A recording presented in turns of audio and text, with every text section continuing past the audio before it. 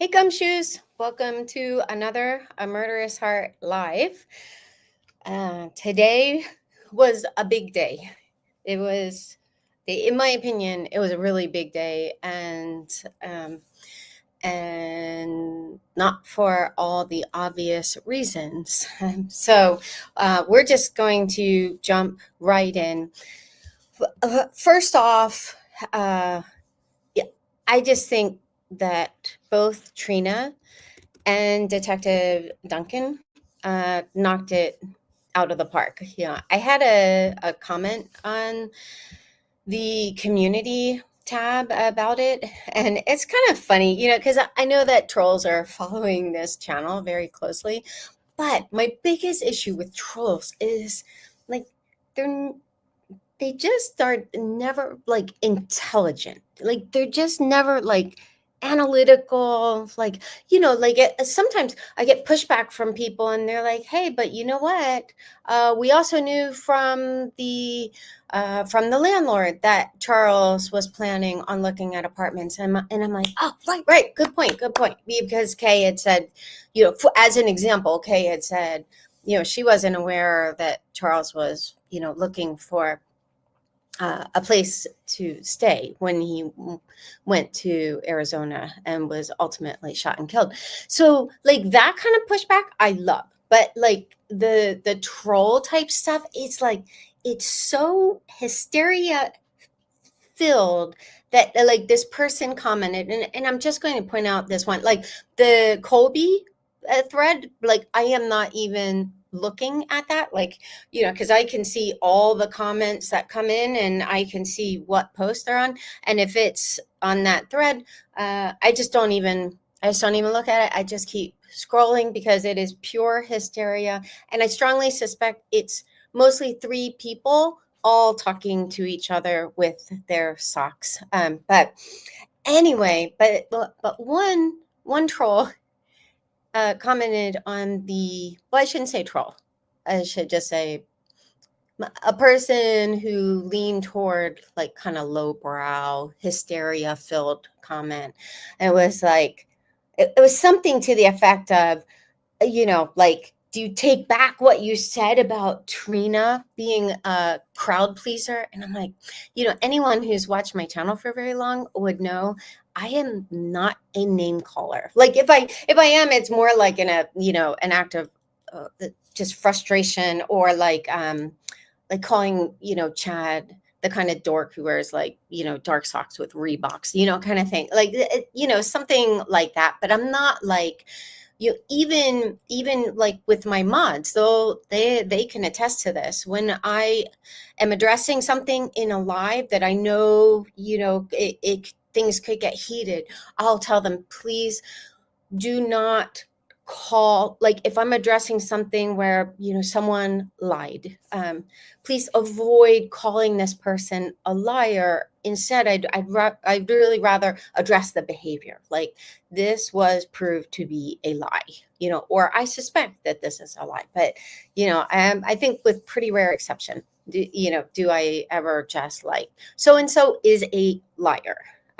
But anyway, having said all that, the person was like, so do you take back, what you said about calling her a crowd pleaser? And I was like, I never called her that. I said that I felt at times like Trina, the judge, some of the witnesses were playing to the crowd.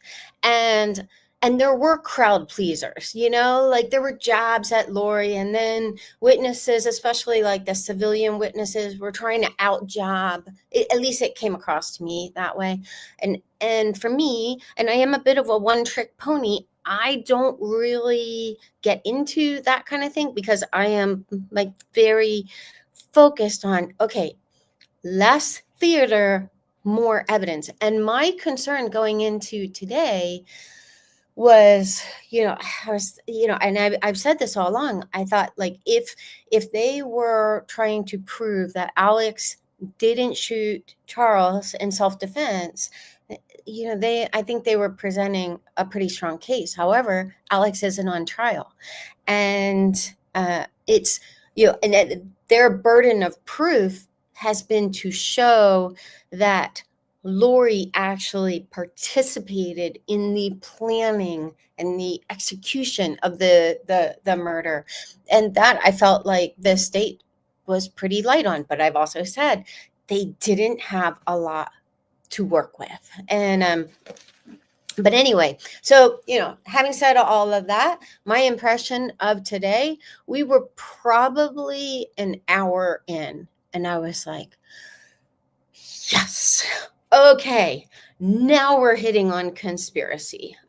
So will it be enough to convince all of the jurors beyond a reasonable doubt that she conspired to kill her brother? Yeah, I lean toward thinking that yes, it could. The thing that makes me a little nervous, I mean, impact on a scale of 1 to 10, saving the like the affair, the details of the affair, things like that, definitely led to like a 10 out of 10 impact. Like today, Detective Duncan's testimony was incredibly impactful. But, there is the chance that you could have a juror or two who are, who were already kind of losing faith in the investigation, and particularly anyone who might have experience with firearms. Oh, which, by the way, I want to write myself a note so I don't forget. There was a question that someone had about the like if Alex had held the gun like a gangster, then that could explain the placement of the shell casings. I want to address that at the end. Okay, so yeah, I lean toward thinking, like, I really think that the state may have met the burden of proof today. But anyway, so a few words about Detective Duncan. For those who haven't followed my deep dives, in the case, I have talked about Detective Duncan before. He became the case agent in June of 2020. This was when the kids' remains were found. So one thing that was interesting was in the Chandler police report, unless I missed something, it doesn't say what day in June. It just says June. So, since they were found, I believe June 9th, I suspect, this is just pure conjecture, but I wonder if there were like behind the scenes meetings like, oh crap, the kids' remains, have been found, but there's going to be pressure on us. We are going to have an angry mob. We're going to have reporters pursuing us for, comments and this and that. And we need to seriously consider charging Lori with these crimes. And I just wonder if perhaps someone at the state prosecutor's office said, or not state, Maricopa County prosecutor's office said, Detective Moffat has to be off the case. Like, we can't bring him in. There were just, too many mistakes, too many oversights. And this might sound a little disingenuous, but this is, again, I'm sharing facts, I'm sharing my perspective, but then along the way, I'm also, sprinkling it with like, this is my experience. Like, these are my, thoughts as we go along. But, there have been a few times where I've just got like, and I will say, but let me just say right from the start, Detective Duncan, I have been very impressed with rare exception. I've been very impressed with his diligence, like from what I even saw in the FOYA docs, like his supplemental reports and stuff, and even like little things like very few people know the difference between lie and lay. And so, usually the vast majority of people will say, laying when it should actually be lying. And I saw that he used lie correctly, like that Charles was lying on the floor. And anyway, so I was like, okay, this guy, he seems like he writes well, he's articulate, he's very organized, which I always appreciate. But anyway, so there was only one thing on the day of the shooting that I was like, but I don't know how much he may have been influenced by Detective Moffat, who was the case agent. Having said all of that, there have been a few times where I've caught eyes with both Detective Duncan and Detective Coons, and and it's like, and it's not just because I caught eyes with them. They, like, even listening to their testimonies, I talked about this with Detective Coons. Like, on some level, I really feel bad for these guys. Like Detective Coons, I feel like he just kind of like almost became the fall guy, because they needed someone to legitimize this crime scene that I just, I have very strong opinions about. I just do not think that it was a legitimate crime scene. And I think it should have been flagged like, this is staged. This isn't even staged well. And so I kind of feel like, these are good guys. They're just trying to, get some justice for Charles with a lot of disadvantages, but anyway, so that, for whatever that's worth, I felt the same way with Detective Duncan. Like, he inherited this case, and it was primarily on him to kind of resuscitate it. That said, I can also honestly say I even feel for Detective Moffat and Detective Inklin. It's disappointing. uh, uh, there were dire consequences for the lack of investigation that was done. And ultimately, Detective Moffat was at the top of the food chain. So ultimately, he was the one making decisions, and bears the responsibility of the consequences of those decisions. They didn't know that the universe was going to serve them a pop quiz that day. I've said before, I just wonder how many other murders are just kind of written off as self-defense, or just not thoroughly investigated, because there may be pressure, outside pressures to, like, to close cases. Who knows? But anyway, but part of me, I just kind of had to restrain myself, because I was just like, I don't want this to come across the wrong way. But part of me wanted to go up to Detective Duncan and just say, you know what? I just kind of had this feeling, if you had been the case agent from the beginning, their murder spree may have ended with Charles, because he was just so much more diligent. And again, I'm not basing this on his testimony today. It's in part, but I actually read every page of the Chandler police report, and I was like making notes. Okay, wait, whose report is this again? And like noting, okay, so this was a supplemental report. This was, this was in 2020. And like, he was getting search warrants for for different things. I think the iCloud, like Charles iCloud records, I think those were pulled in 2020. So, I mean, he really hit the ground running. So, but anyway, okay, now let's get down to brass tacks, because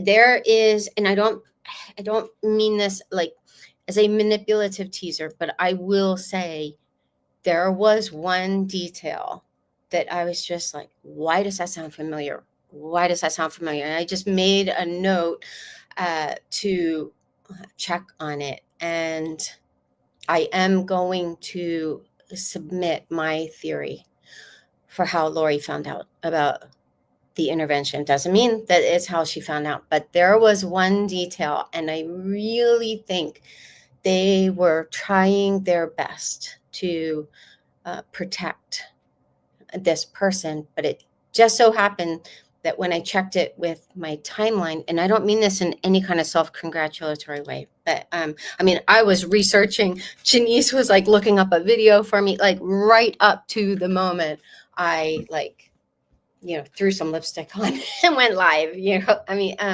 so I will revisit some of the details from today, because it was like drinking from a fire hydrant. I mean, it was just text after text after text. And there were a lot of details. Like, I mean, I was just, looking up at the Elmo, typing away, trying to capture as much detail as I possibly could.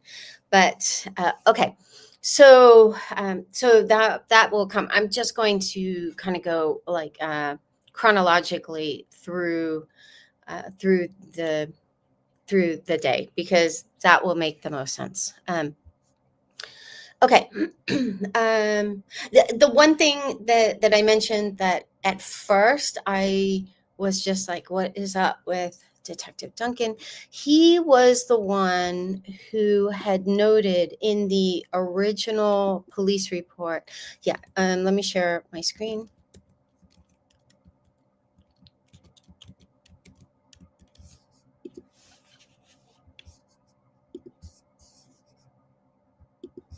Okay, so he was the one who this was like talking about the day of the shooting. So he was there. We heard that today. He was there most of the day. I think he didn't leave until like 4:30 or something. But he had said, when making these observations, I did not notice any other blood in the living room, because they'd already talked about the blood that had pooled underneath Charles. That's been very well established throughout the trial. So I was like, okay, I'm going to start where it's really germane to the point I want to make. Due to the lack of furniture, there was no indication of a struggle, and nothing in the room was damaged. And we have a pretty significant redaction based on the lividity present. So they could tell, like, roughly probably how long Charles had been dead, and lack of blood spatter. There was no indication that Vallow was moved from the position in which he was found. And then, the other thing was, he was the one who noticed a small amount of blood near the aerator portion of the faucet. The blood was photographed, but not swabbed for evidence purposes. And I've already talked about that, just what an egregious oversight, in my opinion, that was. I can only assume that those decisions ultimately fell on Detective Moffat. But yeah, so, kind of putting his name behind like this observation that the lack of blood spatter was an indication that Charles' body hadn't been moved. That was perplexing to me, because I was like, I would suspect that the lack of blood spatter was an indicator that there was a cleanup, and Trina did touch on that today. So yeah, so I think today she was just like, I mean, I'm telling you, I think she really knocked it out of the park. But at the same time, I think she was just kind of like, like dropping some dead weight. Like, she really just chucked Summer under the bus. I'm sure that wasn't her intention, but what we've seen out of Idaho is protect Summer, protect Summer, protect Summer, protect Summer. And Trina was like, no, I'm not protecting Summer. or Janice. And anyway, so we'll get to that in a minute. So that, at that point, like, I really appreciated that. And that's not, I'm not criticizing Idaho. It was, it was just a point of frustration, just because, on the one hand, I realized, like, they're witnesses. Well, Janice wasn't a witness for anyone. But yeah, so I don't know. I was like, it's just frustrating when you see family members who were more involved, and then they're just protected, and then they go to CrimeCon in lieu of being there for their niece, and things like that, and but anyway, so Trina didn't protect Summer, so we will get to that. But another point, and I can't even begin to do today justice. Like, finally, it was like 7:49, and I was just like, okay, I need to stop, throw some lipstick on, and just move forward with what I have. Like, but I will circle back, and I will spend a lot of time on today's revelations and evidence and stuff. But anyway, so let's see.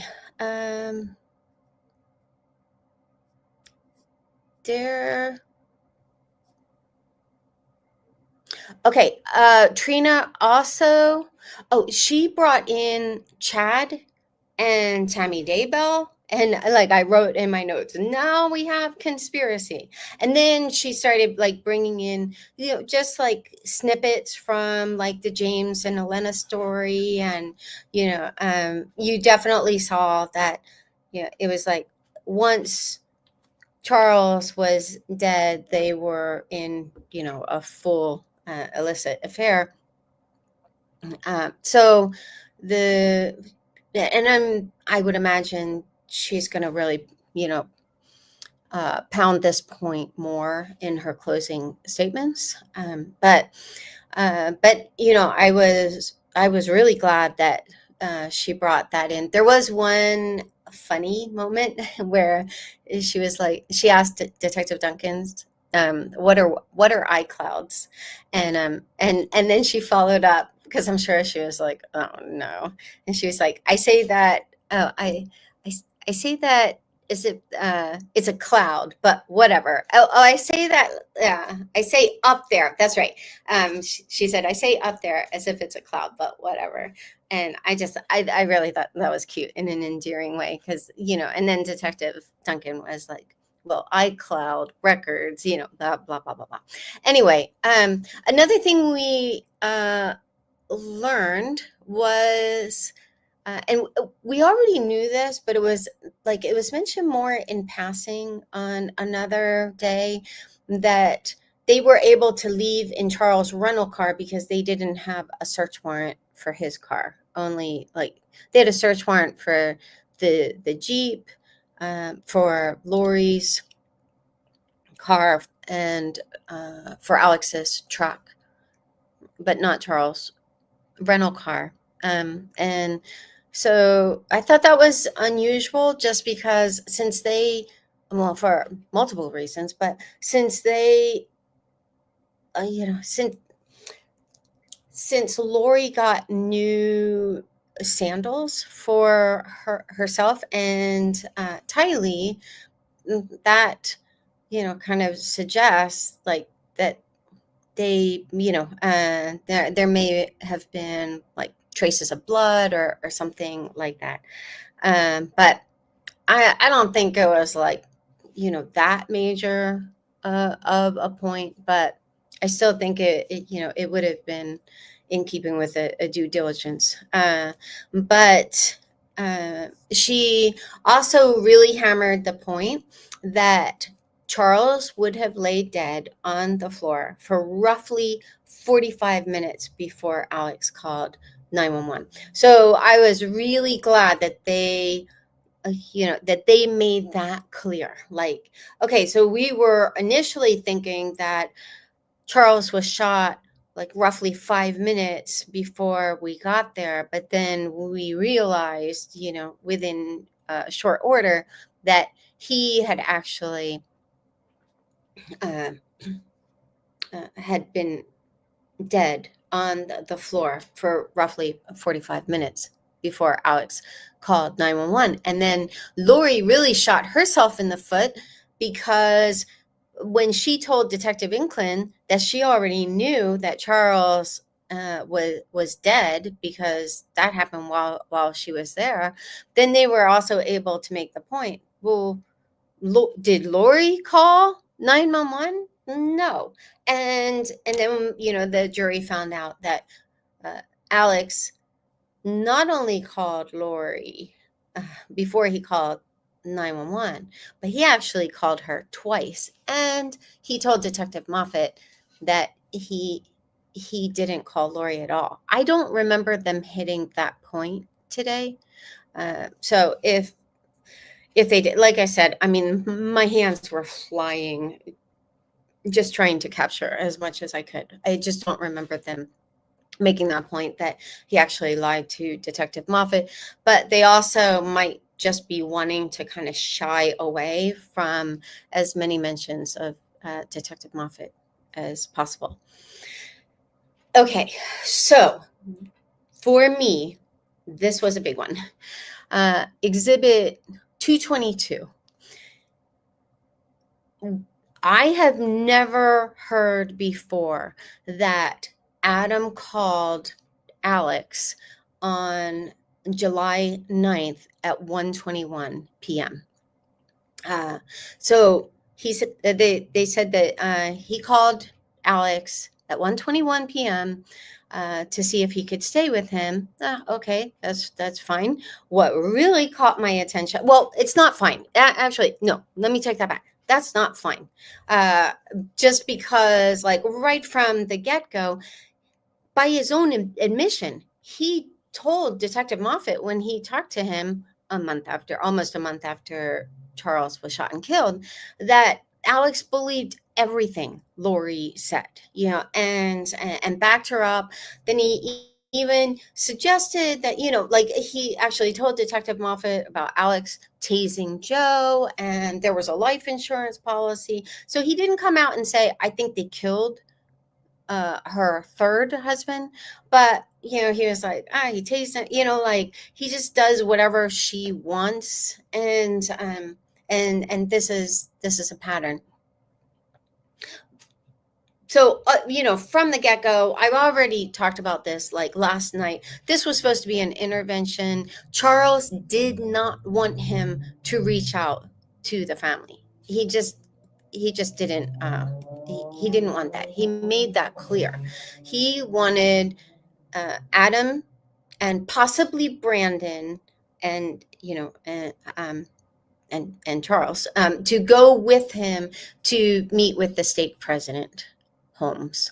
And so, but Adam, it's like Charles bought in the ticket, and he just started immediately reaching out to his family. The thing that really was stunning to me was they said that call lasted for more than 20 minutes. So we don't know how long it lasted, but we know it's more than 20 minutes. So they got off the phone sometime after 1:41 p.m. At 1:49, and this, let me pull out. Okay, so I had this in my timeline. Let me share my screen again. Let me try removing it and adding it again. No, it won't switch.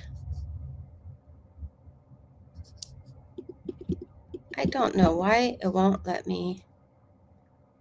Okay, I'm going to stop sharing my screen and share it again and see if that works.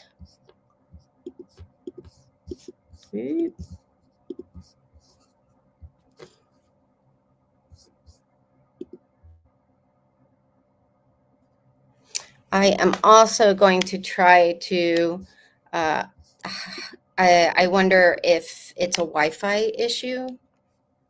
So I am going to jump onto my MiFi, see if that helps. Let's see.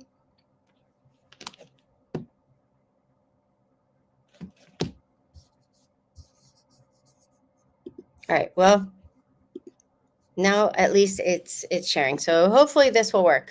Okay, so keep in mind, July 9th, he called Alex 121, talked to him for more than 20 minutes. They didn't say how long. At 1:49, so they would have gotten off the phone sometime between, 1:41 and maybe 1:51. That would have been like, more than 20 minutes, but not 30 minutes. So at 1:49, Lori invited Alex over to her house and provided the address of 5531 South Four Peaks Place in Chandler. So to me, that was really significant. I think that they are still trying to protect Adam because, like I said, I think to a jury who doesn't know a lot of this backstory, I think he came across as credible. But I think that this, I think that, like, I don't know. I just think, like, okay, he talks for Alex for more than 20 minutes. And I've shared this before, but I'm just going to share the link because, since I'm not at home, I can't play the recording. So I'm just going to share the link to the 2-minute snippet of Detective Moffat sharing his concern with Bobby about Adam. But one of the things that he had said was, just from text messages I've seen of his, or at least between Lori and Al, I don't know that Adam's very trustworthy. And actually, there was one other detail. So that happened on July 9th. For me, I just think, like, and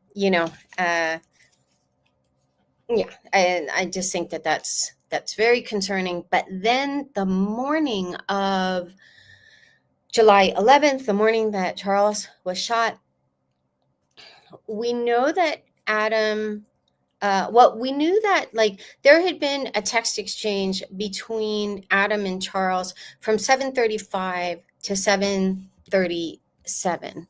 I think I pulled that up, and this has been pretty well established, but I'm not even going to share my screen. Charles texted Adam at 7:35. Alice here. Adam said at Lori's, Adam, really, ... I wonder why he never called me back. And then Adam said again, they are planning something. Charles replied, absolutely. Adam, I was supposed to spend the night at his house last night. She probably blocked that. And then Charles, what you do is up to you, I think. And I've already shared. I think at that point, 7:37, he was just like, all right, dude, I'm done. Like, I don't care. I mean, I'm sure it had to be a little baffling, even just like, why would you go and spend the night with the person I am most afraid of, But anyway, so that was 7:37. Well, then in exhibit 222, that same exhibit, we found out that Adam texted Alex at 7:40. So his last text messages to Charles, the last two Charles didn't even see, but at 7:40, Adam texted Alex and Alex didn't respond. My big question is, why not tell us what Adam said in the text? Like, all this time, like, they've reinforced anything that Adam has said that has been like negative. And I do think that Adam sincerely had concerns. And I also think that there was sincerely a blow up in the family. But, well, if this was, bro, what the hell are you doing at Lori's? It just kind of stands to reason that I think they would have shared that.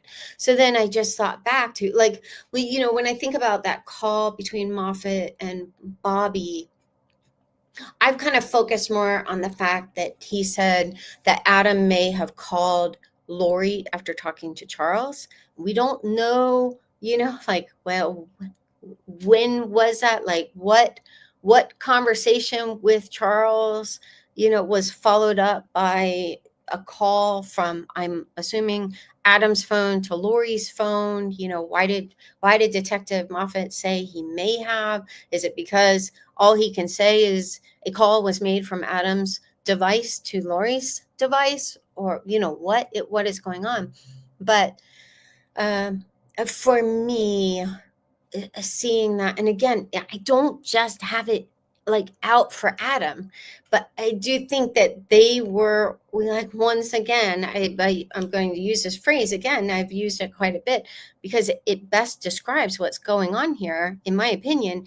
They're tiptoeing through the tulips here. Like, they're trying to show, like, there was a lot of collusion going on, and there were text messages with Melanie, then Melanie Boudreau, also Summer. I'll touch on those in a minute. But then we just get this, like, this, if it hadn't been for me, like, and again, I don't mean this in a, self-congratulatory kind of way at all, but, like, if it hadn't been for noting the time of whatever that was,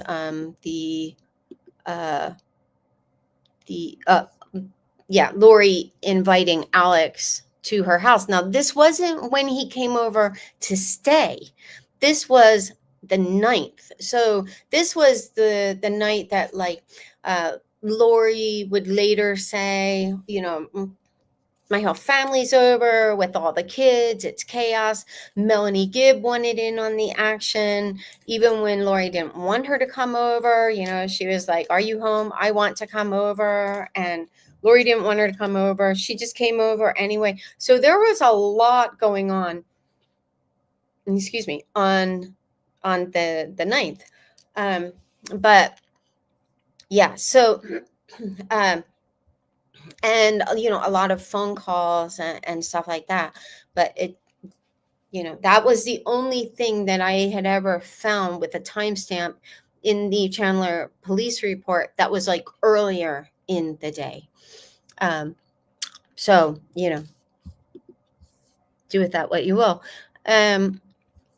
There were also another strange detail, and then I'll get to Melanie and Summer.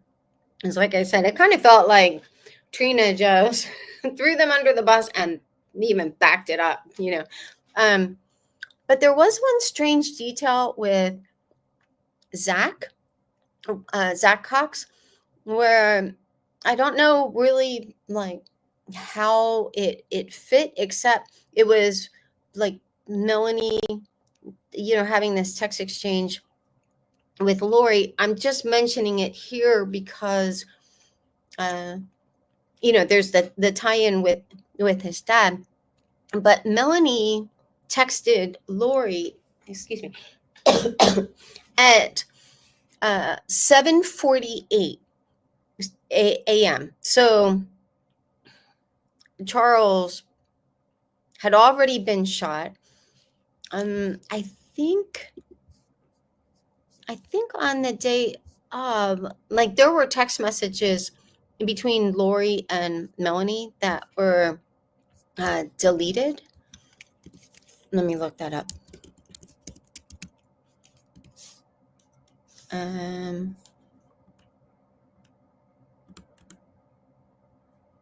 Yeah. Oh, this is interesting. So it was 7:49. This was like in the Chandler police report. It said Lori sends Melanie Boudreau now a text message that was later deleted. I'm just reading from my timeline. And then they exchanged four more text, and that was at the same time. Four more text exchanges were shared between Lori and Melanie between 7:52 and 8:06. So, so Lori was like, to kind of put things, pin them in the timeline, like Charles' cell phone left the house at 7:49. So she immediately sent, like, Melanie was the first person she texted when she left in Charles' car, because that was at 7:49. And then Alex called her, and then Melanie and Lori were exchanging text messages. So Lori had a lot going on while she was driving. but at 7:48, and this wasn't in the police report, Melanie texted Lori saying, Zach is here. Now, keep in mind, Zach used to live with Charles and Lori. Then when they had their big blow up, he moved in with Melanie and Brandon. But then it sounds like, when their marriage started to implode, he melanie in with Barry and Janice. So at 7:48, Melanie texted Lori saying Zach is here. So Lori was just about to head out. A minute later, her Charles' phone would leave the house. She continues, and I just tried to get it like as much as I could, so I don't know that this is word for word, but she said, excuse me, he just acted like he was coming over to get his mail. He told Brandon, oh, hey, Adam's in town. Brandon acted like he didn't know. I asked if he was moving in with Adam, and then there was something about Cannon, and he said he didn't know. So but so that was just it. I'm not saying like it's suspicious. It's just strange. Like, at the same time that, and we don't know where Adam is when he was texting with Charles. So we don't know if Adam and Zach, like if Adam was in the car, like we don't know any of that. But at 7:48 in the morning on a Thursday, Zach just like stops by the Boudreau's to pick up his mail. So and lets them know that his dad was in town. So it strange detail, but like I said, and I mean, this is a strange family, and I think some of these details even seem more strange because I think that Chandler police, and somewhat understandably, they're trying to protect the family as much as they can while sharing enough detail that it is like, this is really weird. Like, like how many Gen Zs do you know are like so concerned about their mail, and that they go over to someone's house like before 8:00 in the morning, someone with, 4 kids, and I don't know, it's just a very odd detail. Okay, so summer, and for this I was, I don't know how much I, excuse me, how much I caught, but there were a lot of strange details here. So this was all, but so on July 10th, Summer and I almost said Mimi, Janice were running reconnaissance. We already knew that from the Chandler police report, but you really see just kind of like when they were reading the text messages, you really kind of got a sense for just how manic this was. It just seemed like Summer and Janice were like, we've been training our whole lives for this. Like, shit's about to go down and we're right in the middle of it and stuff. So anyway, so Summer, all of these text messages were from Summer to Lori. Can you talk? Next one. Mom is in the car with Adam and Zach on the way home from Sky Harbor. That was the first one was at, I think, 2:04. I think the next one was at 2:38. I just like wrote in parentheses, hope I got everything as accurate as I could. She wanted to know so this is Summer telling Lori that Janice wants to know if she should confront him as a preemptive strike. I told her no, just to collect information. I'm like, this is putting the Cox family modus operandi under a bright light, in my opinion. This was at 2:41. So the previous text, 2:38, 2:41. She wanted to know if she should confront him as a preemptive strike. I told her no, to just collect information. Then Summer tells Lori that this is from Mimi. So she wrote from Mimi. Adam thinks Melanie left for Utah today because that's the last he knew. I just left it that way. Multiple exclamation marks. That was at 2:43. So that was 2 minutes later. I mean, so Summer, she is just like peppering off these text messages to Lori. Now, keep in mind, we already knew that at some point on, I believe it was July 10th, that Lori and Summer had an exchange, and Summer had said, if that's the case, I'll kill him myself. Let me see if I can. I'm going to see if I can find that just really quickly. If not, okay, no, I can't. But anyway, okay, and then I noted that they were heading to Mimi's house. I don't know. Oh yeah, so Summer told Lori they are headed to Mimi's house, and then the last text, I think, was she wrote, Zach and Adam are at the 420 Spider-Man movie. Oh no, I think, yeah, there's more. So then she also texted Lori. I don't know the times at this point. I was just flying. Would you rather stay here this week while we are gone? Keep in mind, Summer and her family were flying to New York. Just happened to leave the morning that Charles was shot and killed. And I've already talked about this before, but she texted Alex from the plane just to say anything yet. Okay. So she wanted to know if Lori wanted to stay at their house while they were gone. That way, no one would know you were here.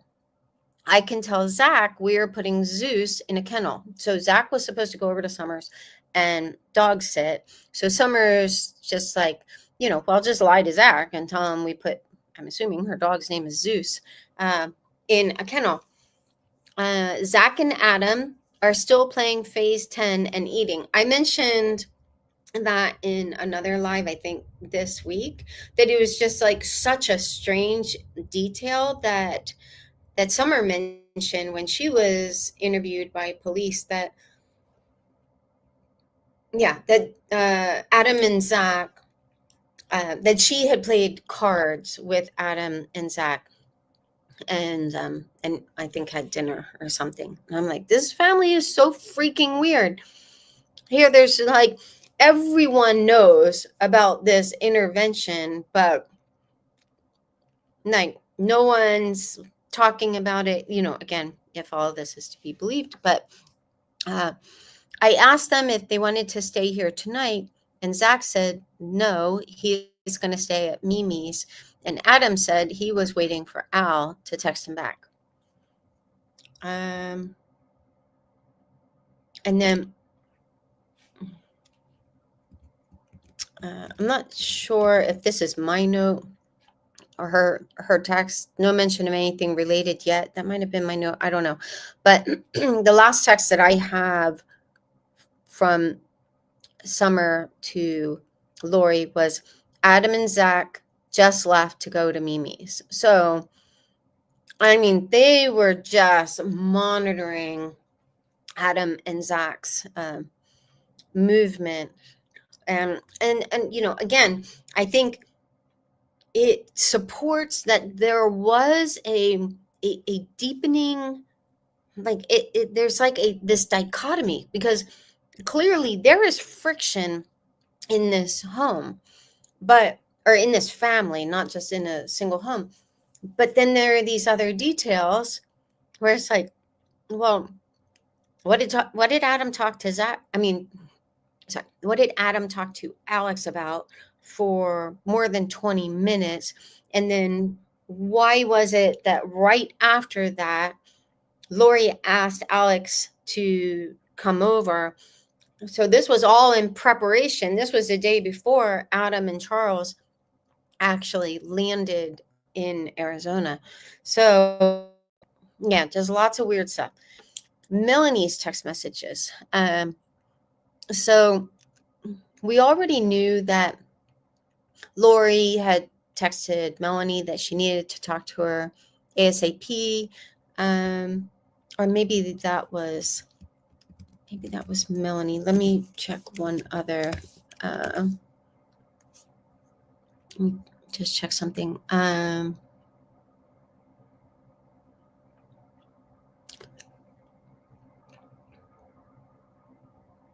Okay, so yeah, this was a message from Lori to Melanie that she needed to talk to her ASAP. And then we already knew about like the plot thickens and, you know, all that. But then there's this really strange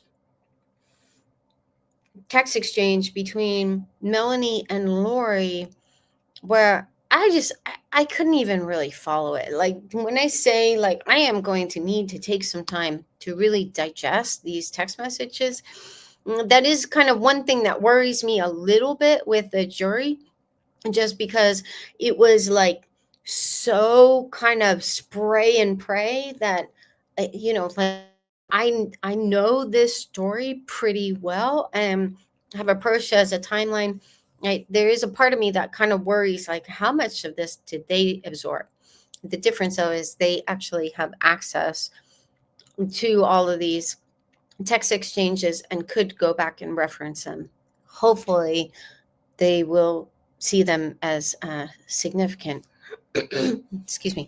But yeah, like Melanie was talking about how like she was going to like pretend she was sick, but then she was actually going to go to the temple and then lunch, and then there was a reference to the pains. I remember the pains coming up, you know, somewhere. It was, I think one of them was like maybe rated dark or something, so I need to like research that and stuff. Anyway, so to be honest, I didn't really follow what exactly they were scheming to do, but the essence of it was Melanie was going to pretend to be sick, but she was actually going to go to the gym, and then she was going to have lunch with Lori afterwards. You know, yeah, it was, and then they started talking about the wedding, and that wedding in Utah that Melanie had wanted to go to, but you know, Lori was like, you know, you can't go. And you know, again, like even in that, you see just how self-consumed Lori is, because the reason she told Melanie she couldn't go is she was like, basically, they're coming for you too. And so it's just like, okay, so I have people I really care about. If I actually thought that my life was in danger and someone I really care about, like their life is in danger too, I wouldn't be, like, let's suspend reality for a minute and say, I still don't reach out to police. I stay put. I don't take off, yada, yada, yada. Like, who says you can't go? They're coming for you too. So you need to stay here with me. Like, she's just, like, even if she really believed, anyway, I mean, she's a horrible human being. But like, the text message exchange between them, it was just like, I just couldn't even fathom, like, so why are you actually like pretending you're sick? Because at that point, she and Brandon were broken up. Like, they were living separately. So it's just like, what is going on? But at one point, Melanie asked, or maybe they weren't separated yet, because she did say, meanwhile, I'm over here packing and playing sick. So let me just check. Well, yeah, I don't know when she moved into her rental home, and there are so many references to rent. Let me just see really quickly if I can find when. Okay. Oh, wow. Okay, yeah. So she was moving into her rental home on the 13th. So that was 2 days after after Charles was shot. So this was this exchange between them was a few days before. So it sounds like she was basically pretending to be sick so Brandon would do the packing. Who knows? I have no idea. But at one point, she I think Melanie asked Lori, "Will you clear me?" And Lori said, "Sure, I'll work on you now. Do you want to come over for a blessing?" And then Melanie said, "Sure, I can, but is Charles coming? Is Al there?" So anyway, so yeah, lots and lots of weird details that I haven't even begun to wrap my mind around. But let me see if there was anything else significant. It's not that significant. I just thought it was ironic that Lori and Chad had this exchange about cleansing the Houston house, and this was on July 14th. Well, I knew that was the day that Lori and Colby went to Charles' home in Houston, and according to Kay, like, just cleared it out. Like, she said all of Charles' valuable possessions were gone. She said all of his possession, but like I said, I mean, they wouldn't have been able to fit everything from a house into Charles' truck, which they left at the airport for Alex to fly to Houston and pick it up, and then Alex drove it back on a Sunday, the following Sunday. So but I just thought it was ironic that here Chad's talking about clearing the Houston house. He said specifically to remove the darkness that Charles caused. So here he is clearing the house of the darkness that Charles caused, because he was just such a dark spirit, so that Lori and Colby could raid the house. There are just so many, like, really, really weird details like that. And I was just sitting in there like, I really look forward to the day I just don't have to think about the Cox family. Like, this stuff is just, it's stranger than fiction. Another thing that was noteworthy, so I knew from the Chandler police report that Detective Moffat had noted that when they brought Alex back to do the walkthrough, that there was something went awry with the recording, and so they had no recording of that walkthrough. Today they said it was Detective Werther's body cam malfunctioned. So yeah, and so who knows, but there we have it. There's no video of the walkthrough with Alex. I really want to give them the benefit of the doubt and believe that the police, operate in integrity. I'm a little, yeah, I want to be fair, but yeah, that's at minimum, that's a really unfortunate, mishap, we'll just say. Another thing that Detective Duncan said, which I did go back, I didn't have a lot of time to actually check everything, but for this I was like, I don't want to say the wrong thing, but having said that, I may have, there is a chance I misinterpreted what he was saying, so I'll just say what he said and then address it. So he was talking about having reached out to the ATF, and he was talking. I will create a video of that because it was like a snippet, because it was interesting. But then he said, however, ATF will not testify in court. So I interpreted that as him saying that, as a practice, ATF won't testify in court. So that made me curious, and I asked ChatGPT about it. Is that accurate? And it said, no, it's not true that Bureau of Alcohol, Tobacco, Firearms, and Explosives, ATF, won't testify in criminal trials. In fact, ATF special agents and experts regularly serve as witnesses in both federal and state courtrooms across the United States.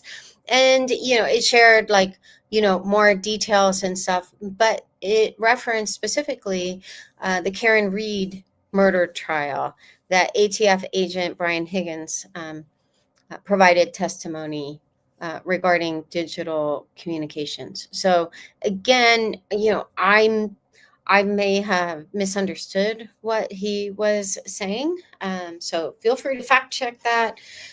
Excuse me. But yeah, so, I don't know if it was a case of ATF saying, we're not going to testify in this murder trial because, maybe you didn't meet our protocols or something. But I mentioned this earlier. I did wonder if they tried to get an expert to testify as to the trajectory and stuff, and if maybe no expert outside of Chandler Police would validate the crime scene. I don't know. Conjecturing. I just don't know. But another detail that was very surprising, and this we found out from Lori, that they never got an extraction of Alex's phone. So, and I think Lori asked about this because she noted that it's not in Cellbrite. So she was asking, wouldn't that be crucial information, that the police department would want to have?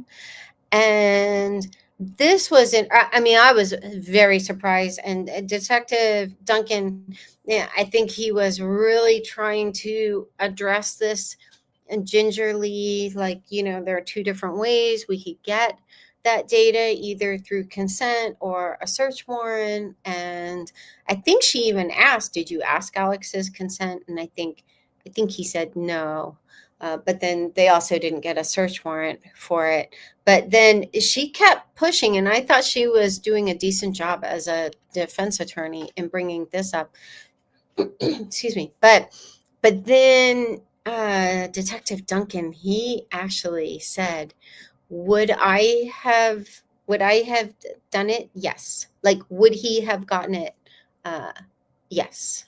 And so I was like, oh, okay, I mean, I appreciate that he said that, because I think at that point, like, they've been very careful not to throw Detective Moffat under the bus. And I am being so sincere when I say, like, today, like, Detective Moffat and Detective Inclin, they were sincerely on my mind, because I'm like, at the end of the day, like, yes, I was very, very, very, very angry, and still am, that that it, like, just the realization, if they had done a real investigation, I think that there's a very good chance the kids, Tammy, Eldon Clausen, uh, would be with us, and Alex would be in prison, alongside Lori. But at the same time, they are also people, and they have to carry this, for the rest of their lives. And I've said this before, like, regret is the cruelest of tutors. And I think if we all, had a moment of self-awareness and honesty, like, we all have our own regrets. And, when I really take a step back and, and process this, I think, especially knowing that Lori and Chad, I just do not think they will ever spend a day outside of, some type of incarceration, either jail or prison, either jail, awaiting their next trial or whatever, or prison. But so I still do, like, think about some of these people, just like, and when I put myself in their shoes, I'm like, gosh, yeah, I think of some of my, like, worst regrets, and I'm like, man, I just, like, I can't imagine those, like, just being, public for so many people to, just crucify them on. And that's not to make any excuses for them. But anyway, there was another thing that Detective Duncan said that I was I was shocked by. This was really insight into, just some of the friction in the department. But Lori asked him, and clearly this wasn't like a planned thing for him to address, because you could kind of wonder that if Trina had been the one to ask him, because, like, there's some level of coordination, and, but this was Lori who was really pressing, him on, as the case agent, don't you think Detective Moffat should have done this, and stuff. And she was asking Detective Duncan questions. Then he was saying, I don't know, because, whatever. There were a number of questions, excuse me, that he didn't know. And then I forget how she worded it, but it was like, basically, well, didn't you discuss the case, like, basically? And I had no time, I had completely run out of time, so I don't know how she worded it, but it was like, didn't you meet, and, like, like, wasn't there a handoff? And Detective Duncan said that Detective Moffat, and these aren't his exact words, just what I wrote down, but it was something to the effect, excuse me, he just dropped the case notebook off at my desk and went on his way. And so, I was just like, wow, like, putting myself in Detective Duncan's shoes, like, this was obviously an incredibly just complicated case. And he also had to have absorbed, just the reality of, like, there's an international angry mob, all, like, kind of focused on Chandler police because of their role in in this whole catastrophe. And, and it was exacerbated by the fact that these were not intelligent criminals. So it would almost be one thing if this had been like a sophisticated criminal enterprise and, they were just kind of out of their depth. I mean, these criminals were very, very unsophisticated. They made so many mistakes. Like even just the staging of the crime scene, like they did themselves no favors in how it was staged. Like, why would you make this crime scene so absolutely unbelievable? And anyway, so and then she asked him about luminol, and so she was asking, like, if they used luminol on Alex's gun, and Detective Duncan was saying, well, no, because we didn't see blood. And, so there was a lot of repartee about should they have used luminol. And I, at first blush, I haven't really spent time processing this or researching it, but I kind of sided with Detective Duncan. Like, luminol is more something you use when you think that there's been a cleanup, and but anyway, well, so Trina brought up that point, because obviously, like, it wouldn't have really been to their benefit for them to clean up the gun if it had been Alex's blood on it, because that was kind of critical to their self-defense story. And he wasn't bleeding very much, if at all, by the time police got there. And clearly, whatever Lori did to him or whatever he did to himself, it wasn't enough to actually be believable. But then Trina, had some follow-up questions, and she asked Detective Duncan, is luminol used when you suspect there was a cleanup? And he said, yes. And I just wrote the irony of this line of questioning because, like, yeah, I kind of agree with him. Like, why would you use luminol on the gun? Like, no one had testified to there having been blood on the gun. It wasn't a, like, really close range shot, although, well, anyway, I won't go into all that. But luminol would have been really helpful with the floor, the wall, the glass, the mirrors. I don't know how helpful luminol would be on something that isn't porous, like glass and mirrors. But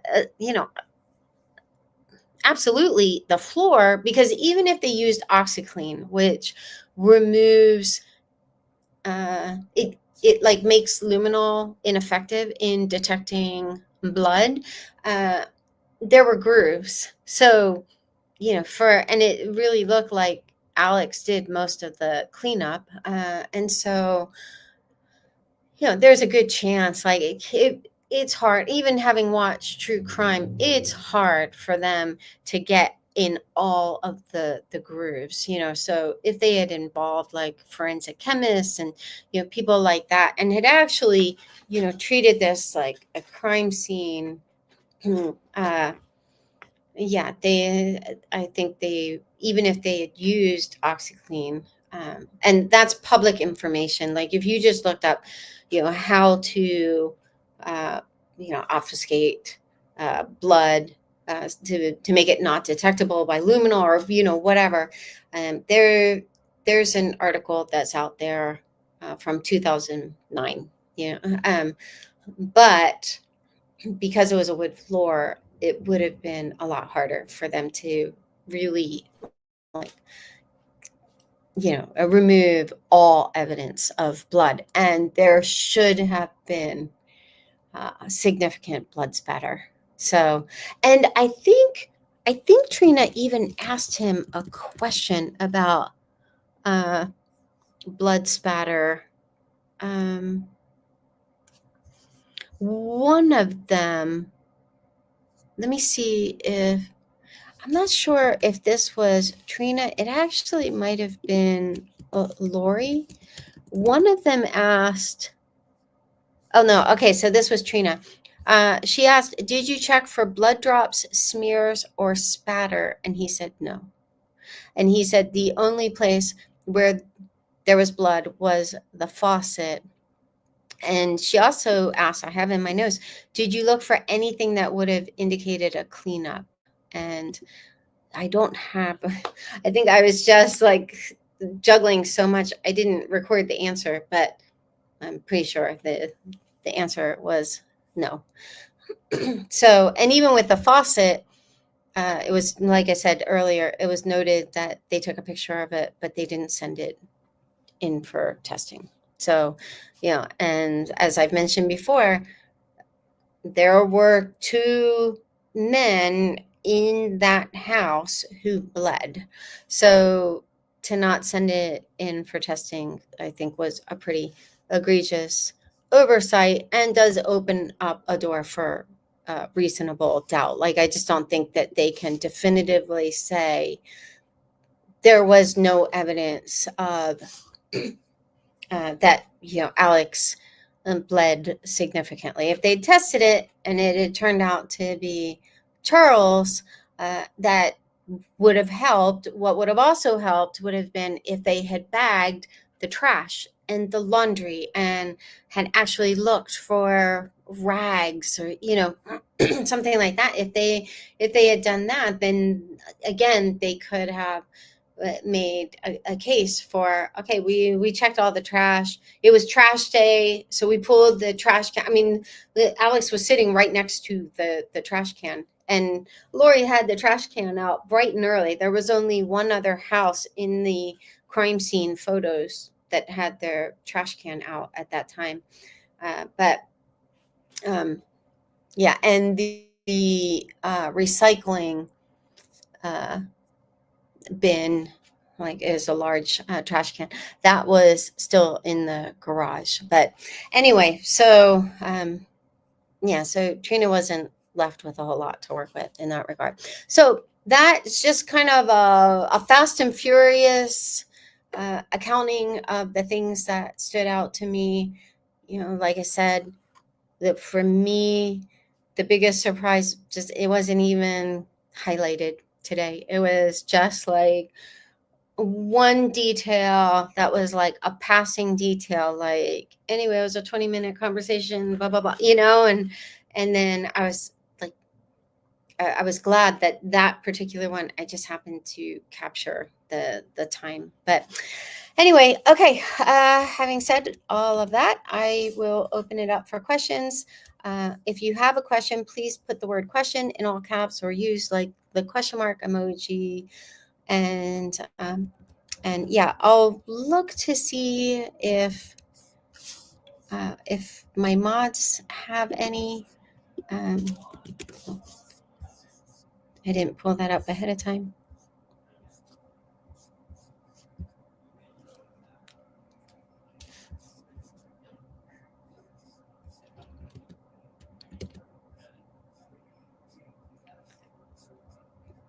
There must be a lot more people on the hotel Wi-Fi now. I'm going to see if I can switch it to my MiFi because the hotel is just really slow.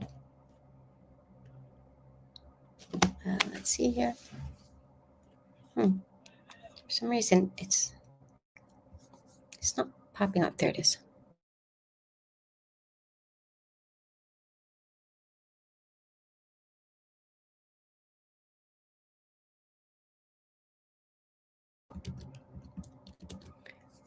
Okay. All right, good. I didn't lose the live stream. All right.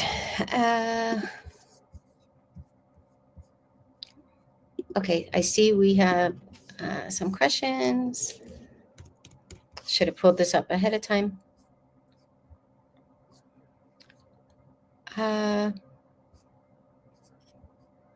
Mods, are the dates? Oh, okay, I see. Thanks, Hannah. She noted Wednesday questions below. Okay. All right. What was the jurors' reactions like today? Aren't they going to find it odd Lori doesn't have one witness to call in her defense? Yeah. Again, I mean, today I was really typing fast and furious. So I'm not good at monitoring the jurors' reactions. So if someone is in the chat who was in the courtroom, feel free to jump in with your observations. But yeah, I would imagine, just putting myself in their shoes, they have to have a lot of questions.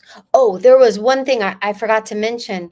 Lori, oh man, I think she knew exactly what she was doing. She just got in this reference to something Tylee had said in her testimony. And Trina objected, and you could tell, like, Trina was hot. She was furious, and so was the judge. And so he told the jurors to, disregard the comment. It was stricken from the record, but I think that was just classic Lori. Like, I know it's not in the rules, but they need to know that, Tylee said, and I don't even remember what it was, but yeah. So I'm sure, especially now that the state has rested. So I said yesterday, if they haven't questioned where is Tylee now, like, what, like, why hasn't she testified? There was still room to wonder if, like, the state was holding out Tylee to be like, okay,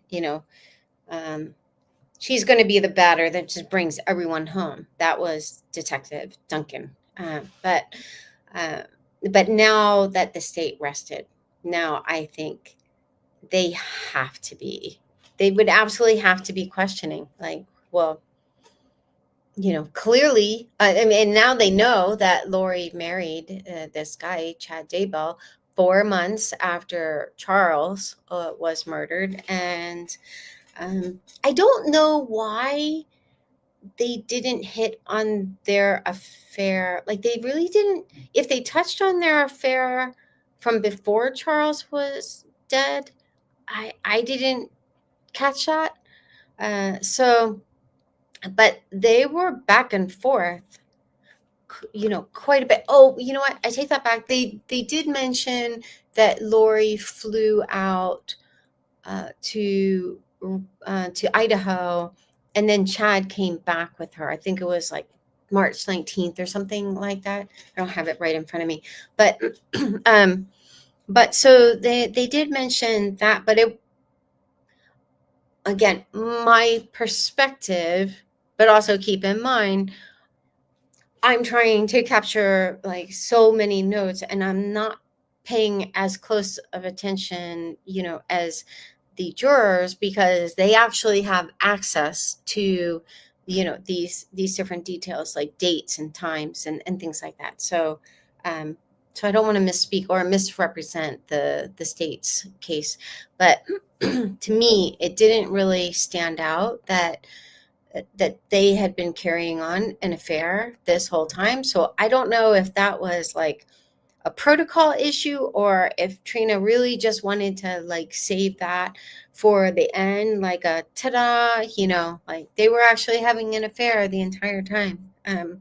But yeah, so anyway, that's just to make a short story very long. I don't know what their reactions were. Don't you think the jury's going to wonder why Chad and Tylee aren't testifying for Lori? Yeah, absolutely. I didn't even think about them wondering why Chad isn't. But yeah, yeah, that's a very fair point. Like, why didn't she call her husband to testify on her behalf? And now the jury has to exercise enough self-restraint. Like tomorrow, they're only going to get the juror instructions. I don't even think I'm going to go tomorrow because I'm so behind on like business stuff because all of my attention has gone to this.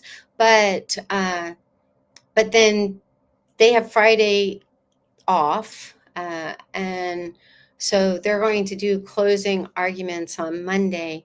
So that's going to take a lot of restraint to not let their curiosity get the better of them and look these things up.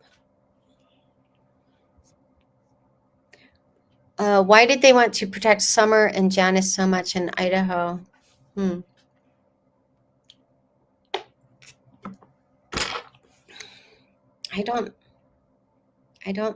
really don't know.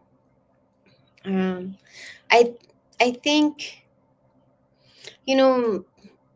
like, I'm not saying like that there was a bias because they were LDS. Like I even like with like even with myself, like I wouldn't be good at making a call like that.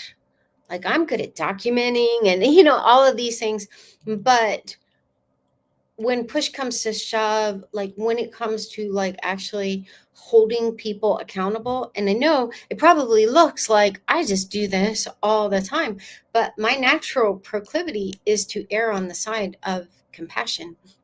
And so that is something that has made this very challenging because I've been very open about like I have an overactive conscience.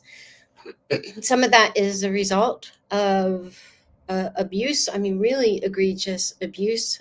Like from the time I was very, very young, my foster mother, I mean, it was just like on repeat. You think you get away with things, but God sees everything you do and he'll punish you far worse than I ever could. I mean, it was just like constant and interrogations and, even over stuff that is just like, who cares? Like I look back at some of these interrogations and it's just like, like, it was just to be cruel, and so then, like she kind of gave me the gift that keeps on giving because it was like long after she was gone, I still do that to myself. So the only reason I'm disclosing that is in full, like in full disclosure, I wouldn't be good at making a call like that because I would be, questioning like, could I be destroying a family? Like, do we really need to bring in this testimony? Can we win this case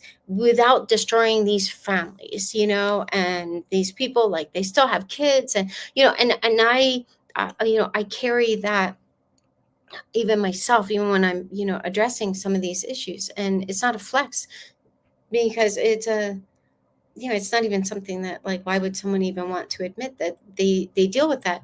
But I do question just knowing myself and knowing that some of the people making these decisions, they do have faith.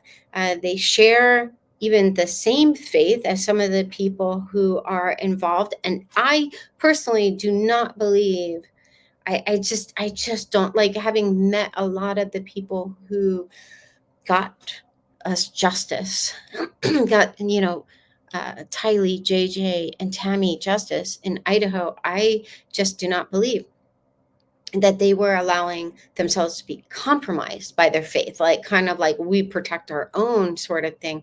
But I do wonder with some of these, people who were making these decisions, if they, maybe thought like, there's so much evidence against these people, I think we can win without dragging, all of these families through the mud. So, but the other side of that is that, like, and they haven't released any FOIA docs. Idaho treats FOIA docs differently than Arizona. So Rob Wood had told me very early on, yeah, in Idaho, you can just say this is part of an active investigation, and they don't, they just have different protocols than Arizona.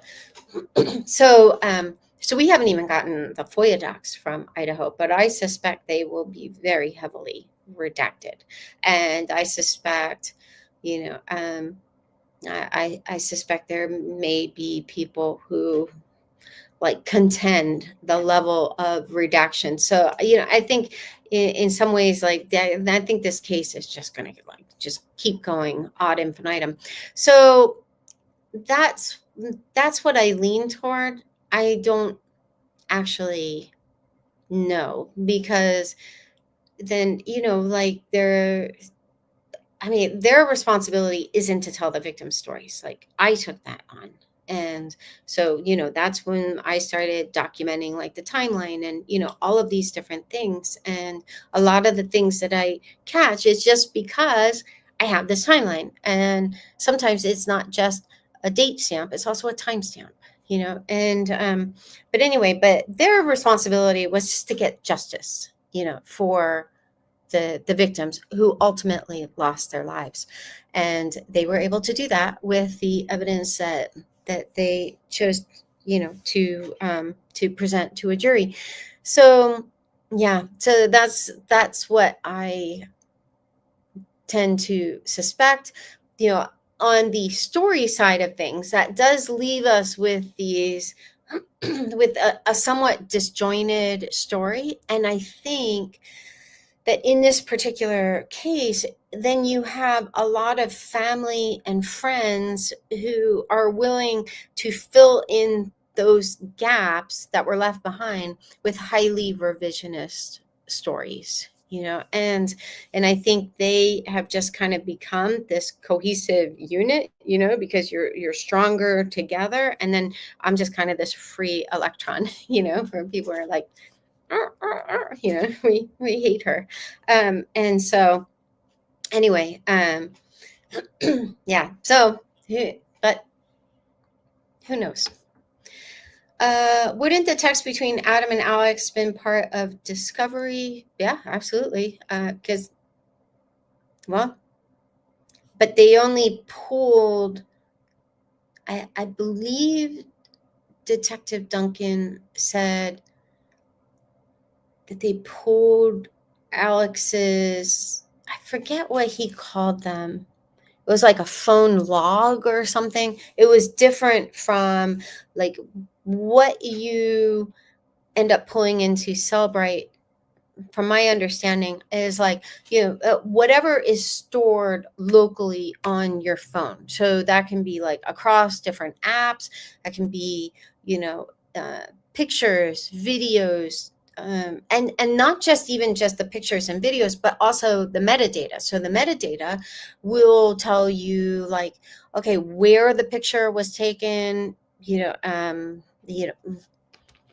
like even sometimes GPS coordinates and the time and all that. That's why like in like phones, like I know with Apple, you can search for a picture using a map. You can search by date, like year, then you drill down to month, and you drill down to day and stuff. And that's just because it's using the metadata to filter in different ways. And because it has these, we'll just say GPS coordinates, it's a little more complex than that. But like when I took pictures of Tylee at that, I think it was like a Dave and Buster's. I mean, it was just one of those like, Chuck E. Cheese for adults type places. And when I took pictures, like I was able to find those pictures, and I thought I snuck them, and I thought I was actually being pretty chill, because the Tylee is like me. She doesn't like having her picture taken. Joe loved having his picture taken, but yeah, so neither of us are really keen on having our picture taken. But I just wanted something to remember it by. And she and her mom were playing air hockey, and I grabbed a couple pictures. I think it was Janice who pointed out, like, Tylee totally caught you taking the picture. And I looked at it again. I was like, oh my gosh, yeah, she was just looking right at me. But anyway, so it's not just like the actual picture or the video. You also have, like, the metadata and all that. That's what they get when they do what they call an extraction of a device, or like the vernacular, the like colloquialism is a dump, like doing a dump of a phone or an iPad, or whatever the device is. So they didn't do that, but I think he said, like, they had a phone log, so anyway, so they had something, because clearly well, I don't know. I mean, they had these text messages between Lori and Al, but I don't know, like, well, did they get all of those from Lori's device? I just don't know. Like, I can't begin to imagine what, like, he was literally the shooter, and then he was, the shooter with Brandon. They had, compelling evidence that he was the shooter. They suspected he was the person who tried, had the attempted shooting of Tammy, and then they they presented compelling evidence that he parked at the church in Fremont County, and Chad, went to get him, and together they killed Tammy.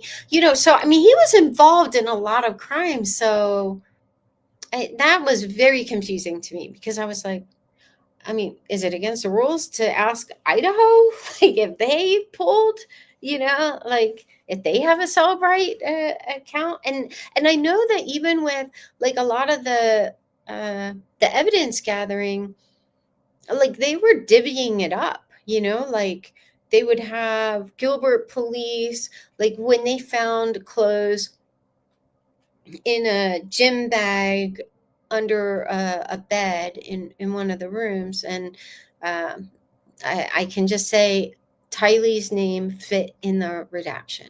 But it was like the whole thing with, like, the underwear, one was like, polka dot, one was black, all of this stuff, and they did DNA evidence. Now, to my knowledge, we never heard any of that DNA evidence in the Idaho trials. But anyway, but like, they were dividing it all up, and there was one bit of evidence they even sent to Phoenix police. And of course, there was like a communication breakdown, and it caused like a delay, and but anyway, so I really, like, I'm gonna have to spend some time researching that and trying to figure that out. Like, how did that happen? Like, even if it wasn't pulled in 2020, like did someone drop his phone in a toilet? Like, what in the world? Like, how was his like, how was there never an extraction file created? I mean, it's just very, very, very strange. Okay, Nini asked, do you think Lori could have swayed Joe to think she wanted to get back together with him to gain access to him? Absolutely not. I just don't. Yeah, I just don't. I suspect, if anything, they probably used Tylee to get to him in some way. Janelle, hey Janelle. I got to hang out with Janelle this week. Great woman. How do you think Lori did cross-examining Duncan? I hate to admit it, but I think she did a good job. Like, I mean, I even experienced a level of deflation, and I was just like, when Trina finished, I was just like, damn girl, like, I mean, she really packed a punch. And then, it was almost like, whatever, like, like Lori just throw up the white flag. And then it started off kind of shaky. You not really sure where she was going with it. And I was like, is this like kind of like an attempt at like a Columbo type approach? Like, I don't really understand this and stuff. And but then when she started questioning, about the luminol, and I mean, she was poking holes in I think just like, even if it didn't work to her advantage, because there were some things that I was just like, I'm not sure that really helps you that much. But she did poke holes in and made it somewhat clear that Chandler police dropped the ball. But I don't know that it would be enough to save her. Like, I still think, and I'm still like processing it. So who knows, tomorrow I might sleep on this and process it and like, look some other things up and, have a different opinion. It was just so much to try to absorb. But yeah, I at least, like, I'm less concerned that for an acquittal. I think, if anything, like, if she's not convicted, it may, be because it's a hung jury. But yeah, I think, like, showing the evidence of the affair, Chad talking about, maybe it was after Charles had 2 bullets in his chest, and details like that. Lori not calling, Lori and Al both not calling 911 for 45 minutes, like, especially after finding out that the medical examiner said 2 minutes tops. That's kind of how they got the 45-minute window. So I think if I were on the jury, I would be like, and I didn't know everything else I knew, I'd be like, why would he have needed 45 minutes? Why would he have needed to call Lori? Why was this weird family, like, why were they being so, like, skitsy and like, running reconnaissance on each other and, pretending to be sick and all this stuff. Like, none of the, I just think, like, just the flurry of activity that Trina, just kind of cast a very bright and penetrating light on today. It just doesn't, it just doesn't gel with, like, wow, this woman felt in danger. She had her brother, come to the house, and, and he shot Charles in self-defense. And again, because of Lori's arrogance, she had things in the evidence she could have played if she would have given herself enough time to, like, she needed someone to bring that evidence in, like someone to testify to it. And it was too dangerous for her to testify, because then she would have had to face Trina. But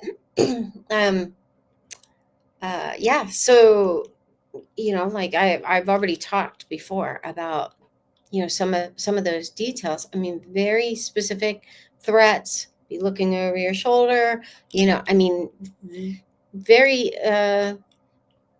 just alarming type threats. And some of these details, she could have made a case. I think she really got, like, I think a real defense attorney could have effectively poked a lot of holes in the state's case, enough to, achieve reasonable doubt in at least one juror, and quite possibly more. But yeah, because she chose to defend herself and was in a hurry, and I don't know if she just wasn't doing her due diligence when the team got together. I know she kind of had a hint at, and like, my investigator wasn't able to do this because he has other cases and stuff. So I wonder how much she was also just like getting the runaround with her own team and stuff. But even though they're working for her, I'm sure they also despise her and stuff. But anyway,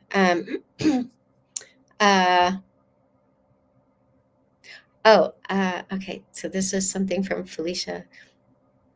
All right. I don't think I've ever had a question from one of my mods. This is fantastic. Maybe I have, I just don't remember. Can you touch on the moment, I can already see where this question is going. Can you touch on the moment when Lori was trying to get the best of Detective Duncan, asking about questioning family members, and when she said, "Did you question me?" Detective Duncan grinned and said, "I couldn't." I forgot to write that down, because like sometimes, in a like something will happen and I'll be like, wait, I saw him. I think I heard someone say he's smiling, and I looked up and he was just like, kind of wiping a little bit of the grin off his face.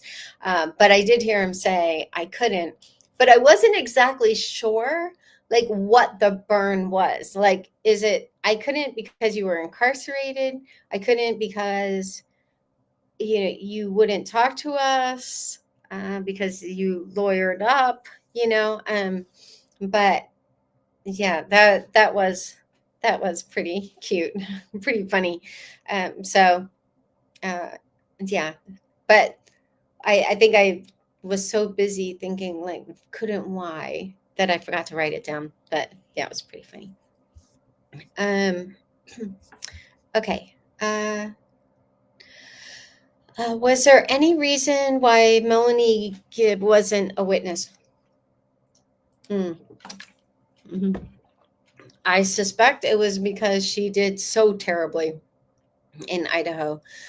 And I imagine, Trina was like, you know what? This is already going to be a bit of a shit show. I don't want to add to it. So I just wonder if she just didn't want to bring in witnesses who people were already going to be like, "Are you kidding me? Why isn't this person in jail?" And I think the majority of people probably feel that way about Melanie Gibb, Melanie Pulaski, and Zulma especially. So I suspect that's why she brought in Serena and Christina, because at least they weren't as involved. And I mean, I knew, yeah, I knew that some of their statements were very much contradicting the evidence, but I also kind of appreciated, and this might have just been my perspective, but there were a few times, and one I addressed where I think it was with Serena. She didn't even ask, like, okay, when you had that, creepy girls' weekend, she didn't say creepy, but it was, uh, did you do any castings? I think she knew that Serena would be like, "What? No, no, I think we did," because she did make a reference to like we prayed over the food and stuff, and so she asked something like, "Did you just do the one casting?" But yeah, so, and even with Christina, I forget, there was something, but she was questioning her, and I felt like she wasn't protecting these cult members as much as I felt like they were protected in Idaho. So I for one appreciated that. Like, she used her testimony. I think their testimony may have helped some. I don't know how much, because I think, personally, I think they both just, I think they whitewashed too much to come across as believable, And then when Serena was like, like Trina, and to be fair, I think Trina thought that Lori was really going to grill Christina, and so she got out in front of it, and was like asking about. I think she asked both of them about the August dinner or lunch that they had for Serena. So Christina didn't admit to being there. She said she was invited. And so that didn't really make sense. Like, why would you have even been invited if you had told Lori that if anything happened to Alex, you were going to call the police? I mean, I'm sorry, if anything happened to Charles, you were going to call the police. Well, then obviously something happened just a couple of days later to Charles and you didn't call the police, but then she's inviting you to a girls' lunch. But then Serena actually admitted to being at the lunch. So Christina's kind of a question mark. All she would say is that, she received an invitation. But Serena said that she was at the lunch, and I was like, oh, dope. Okay, I'll add you to the list on the timeline. But she justified it and was like, yeah, even though I was really concerned about, like,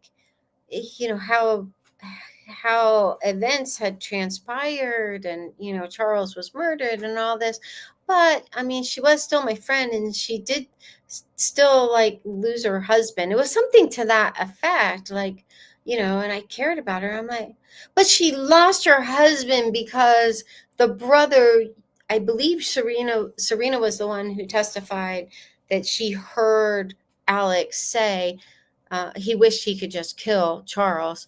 And she testified, if it was her, I'm pretty sure, someone can fact check me, and I'm pretty sure it was Serena who testified that she heard Alex say that once, and then another time she heard him say it, and Lori was there, and she didn't say anything. Like, she didn't say, no, Alex, you can't do that, murder is against the law, so yeah, so I just don't know how believable they were, but they weren't Melanie Gibb, Melanie Pulaski, or Melanie or Zulema Pasenis.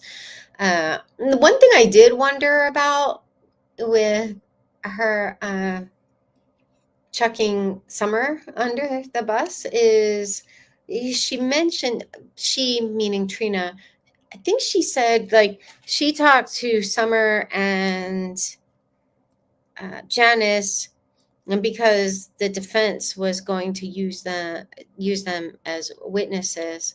So it did make me wonder, like, was she more inclined to throw them under the bus and really show us just how involved they were, because they had agreed to be witnesses for the defense? Did Trina ask them to be witnesses for the state and they declined? Like, we just don't know. But whatever the reason, no complaints here. Because I'm like, okay, maybe now some of this, like, Summer worship will calm down a little bit. It's what one of my biggest complaints with Summer. And again, I still feel like, like, Summer's kids are involved in this. Like, Summer, I mean, not they got swept up in this. Imagine being, like, you're at a school event and people know, oh, like, Lori Vallow was your aunt.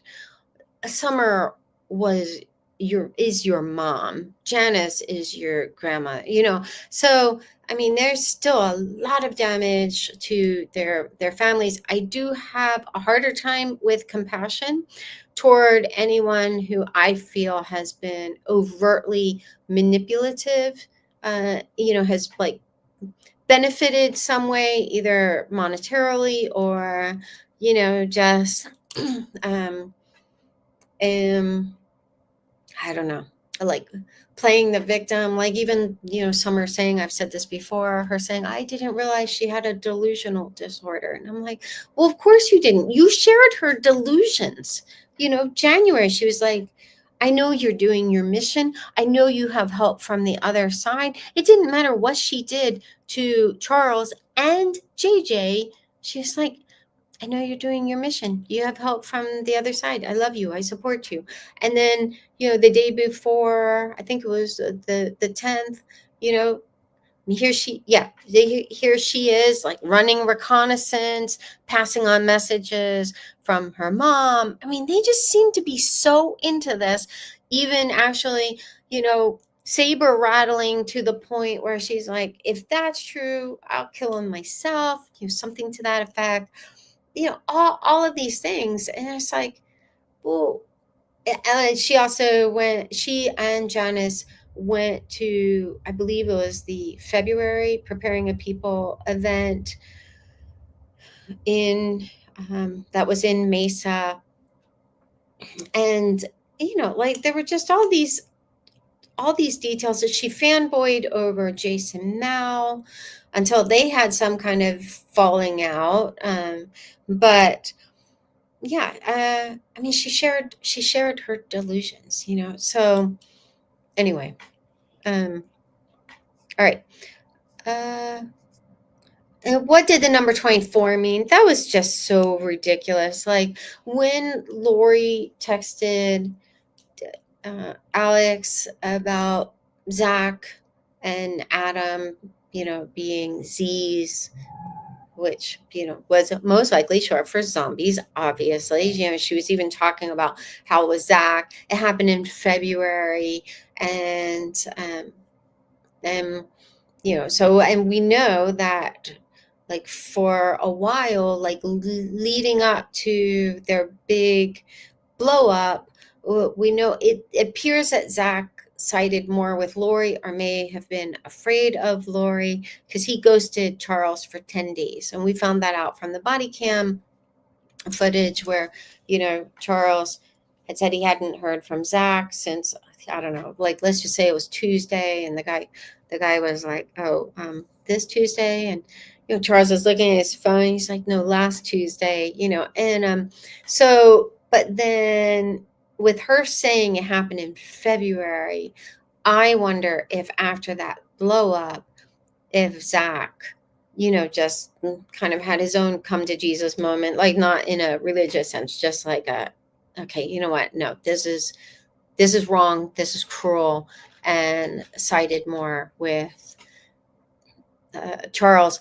I do remember at one point coming across, I think it was just like a single sentence in the Chandler or the Gilbert police report, where it said something about Charles and Zach having an exchange about how Lori was also ruining Melanie and Brandon's marriage. And Zach would have had insight into that because he had lived with them before, before he moved out. And it sounds like he went right from their home to Barry and Janice's. But so, yeah. So, but Lori's claim was like Zach was number 24 out of 24. Like, I think it was like a hat tip to, I think maybe Chad had predicted that there were 24 zombies that were, in, I don't know, in their circles or something. But, he was just such a weird numbers person. Like he makes real data people look weird. It was just like, I don't know. I think even as an analyst, data scientist. I'm like, get out of our lane, you poser. Like, you come in with all your like fake numbers. And I think Tylee, when he assigned her death percentage, it was like 0.18, something like that. Like, he tried to, throw in more decimals to make it look more official. But, anyway, just weird. Any possibility to reinvestigate Joe Ryan's death? Methinks, and so many others, that Lori and Alex did it. Well, it wouldn't even be a reinvestigation because they never investigated his death. The police department had decided they would base the decision of whether or not to investigate on the ME's report. The ME report said it was natural causes. I've talked about this many times, that they never opened him up. So the ME based the cause of death on an external examination. I don't even know if he pulled his medical records. I know they took pictures of the medicine bottles in his apartment, but I think in that particular case, no one was looking for him. And so I don't know. I don't know if like the ME just kind of dialed that one in, or, he was also in a pretty advanced state of decomposition. So this is about to get very graphic for probably about the next 30 to 45 seconds. So if you cannot handle graphic stuff, just hit excuse me. Just hit mute. But there was a reporter, Garna Mejia, passed on the pictures from the welfare check. Before they moved Joe's body, you could see that there had been obvious decomposition. There was blood on the mattress. When the body was no longer on the mattress, because although they redacted the bed, like they threw a black square on that, Janice Eagle Eye Summers noticed that you could see him in the reflection on the mirror, and anyway, so after his body was no longer on the bed, the mattress was significantly filled with blood. So it just looked like his body had, there was significant skin slippage. And but anyway, so who knows what the condition of his body even was when he by the time he got to the morgue. All right, I'm done with that. So but yeah, and then Phoenix police, in my opinion, they were really shifty, because I had called Phoenix police. I got the name of the detective who had inherited Joe's file. Wasn't even a case, it was just a file. Dr. Johnny Myers, I think his name was. And he was very arrogant, because I was asking questions. I was also trying to tell him, like, did police let Lori and Tylee into the apartment? Because that's what Lori told me. And she had a box of our family photo albums, and they smelled like decomposing flesh, and anyway, he just wanted nothing to do with any of it, and he just dismissed me and was like, Miss Cushing, your brother died of a heart attack. And I was just like, okay, well, we'll see about that. But anyway, so then there was one point where someone from the FBI had called me, and this was the Phoenix office, and we had an extended conversation. And this person asked like a lot of questions, and it kind of gave me some false hope. This person was very sincere, and so it didn't seem like it was going to be false hope. Ultimately, it was false hope. So after talking with this person for, I don't know, it was more than an hour, but they had said that they had to go out of town, but when they got back, they wanted to call a meeting with me and Detective Myers. And while this agent was out of town, Phoenix police announced that they had wrapped up their review of the case. So people were like, yay, they're investigating Joe's death. There was a reporter who really did a significant disservice by reporting. It was like somehow this reporter was tipped off that I had called in to Phoenix police and was like, hey, I heard that Phoenix police is reopening the investigation into your brother's death. Can I get a quote? And I was like, I would love to give you a quote when I get confirmation from Phoenix police that they're actually going to do this, because it didn't sound to me at all like they had any intention of opening an investigation. So I was like, but absolutely. I mean, if you heard that, that would be fantastic.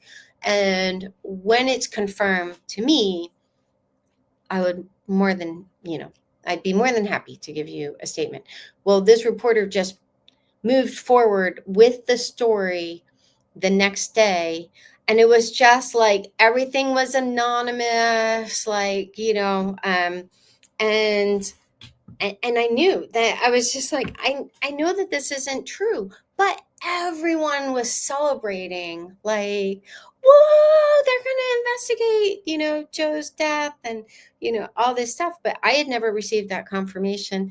And the reporter, like, had like a quasi anonymous family member quote, but I think they had said like a member of the Ryan family or something like that. And I was furious. I was like, this makes it look like I gave you that quote, and because obviously, like, Colby has the name Ryan, but he wouldn't be considered part of a member of the Ryan family. And obviously he wouldn't have said anything positive about them opening an investigation into Joe's death, so I just felt like it misrepresented me. So then they just like kind of changed the wording, but it was, in my opinion, a huge disservice. And I was really disillusioned with